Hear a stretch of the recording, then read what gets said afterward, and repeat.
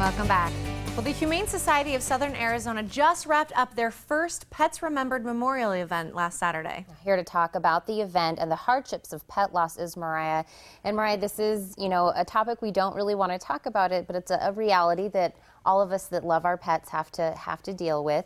But tell me why it is that you ended up doing this kind of an event. Well, we wanted to have a place where we could celebrate the loss of our, not the loss of our pets, but celebrate those pets we have lost in a community where people understood. Because as many of us know who have owned pets that we've lost, a lot of members of society don't necessarily understand the process of pet grief because many people don't view pets as family members like a lot of us do.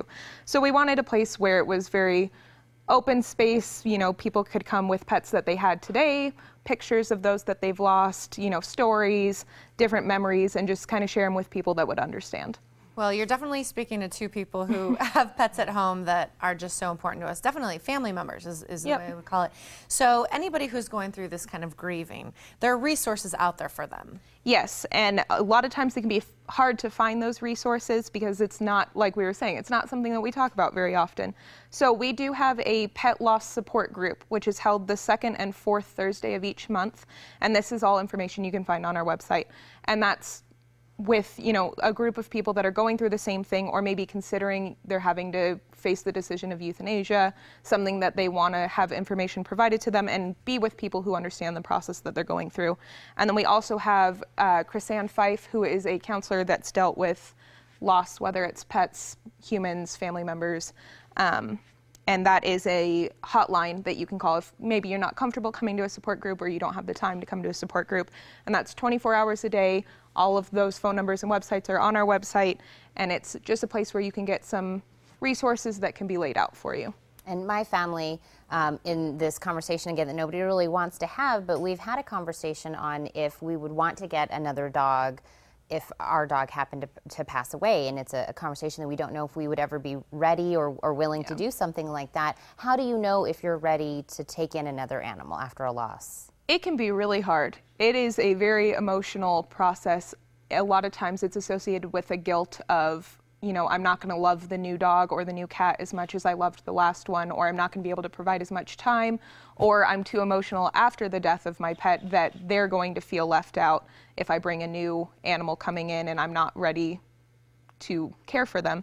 So the easiest way is to just stop by, meet a few animals. You don't have to sign anything. You don't have to say that I'm going to adopt a dog today. You can just go and see. If you go through and you meet someone that you just have to have, or you realize that, maybe I don't have the emotional capabilities to go through this yet, it's just a good idea to stop by and meet a couple and see if you feel you are ready to take someone home. And no one's going to judge you if you're not.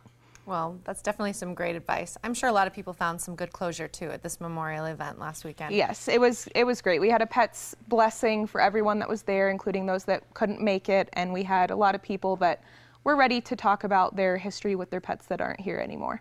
And now if somebody is ready to open up their home to a new pet, we actually have Candy here who is ready to go to a new home, and she is absolutely sweet as pie.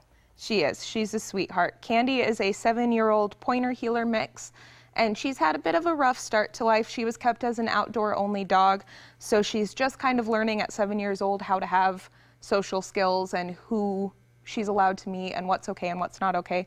But she's come a long way in just the short time that we've had her. When she first came in, this is not something that would be able to be done on TV or anywhere for that matter. And she's starting to be comfortable. She has the people that she trusts, and she's not as skittish anymore. Well, I've completely fallen in love with her already, so I hope she finds a really good home today. But Mariah, before we let you go, we want to talk about any upcoming events or specials you might be having. Yes, we have Sweat for Pets coming up. We've talked about it a couple of times. This is going to be November 1st at the U of A Mall, and it's a fundraising walk, run, or roll, whatever your method is.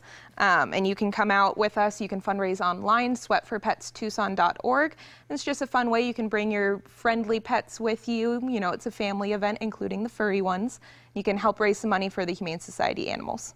Well, I love that. And Candy, I just love you way too much. Please. I mean, and we should also mention, there's more animals at the Humane Society, more dogs, more cats, and now is a great time to invite a new family member to your home. Yep. So, Candy, we're going to get you a good home today. Oh my gosh, look at her. Thank you so much for coming. Of course. And to learn more about Sweat for Pets, you can call them at 321-3704 or log on to hssaz.org.